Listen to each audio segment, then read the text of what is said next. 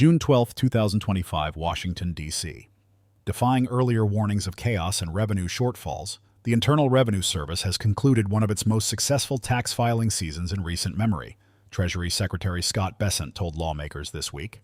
Speaking before the Senate and House tax panels, Bessent confirmed that tax receipts surged beyond expectations, reversing gloomy forecasts made just months earlier amid staffing turmoil at the IRS and widespread uncertainty about taxpayer compliance. According to the Treasury Department, tax revenue in April 2025 increased by 9.5%, reaching $850 billion, while May saw an even greater jump of 14.7%, totaling $371 billion.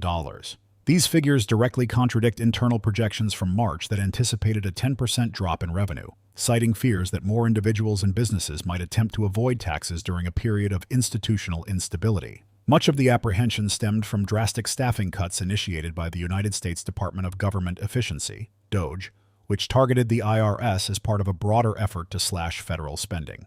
At the same time, numerous senior IRS officials exited the agency, citing concerns over alleged political encroachment on confidential taxpayer data.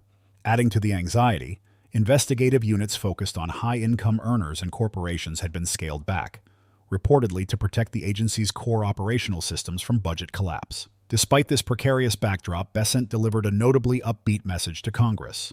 I am pleased to report that Treasury has just completed its most successful tax filing season in years, and we did so while improving efficiencies and cutting costs at the IRS. While the IRS did not issue an official response to media inquiries, oversight agencies offered further confirmation of success. According to the Treasury Inspector General for Tax Administration, nearly 98% of returns were filed electronically, allowing for the swift distribution of over 36.9 million refunds by early March. Call center performance also exceeded expectations. 87% of callers reached an agent, slightly below last year's rate but still ahead of the agency's target. However, only 30.2% of callers waited long enough to speak to a live representative, as average wait times hovered around 3.5 minutes. The IRS did benefit from a temporary reprieve. DOGE's staffing cuts were postponed for essential personnel until after the filing season, preserving critical infrastructure during the high-volume period.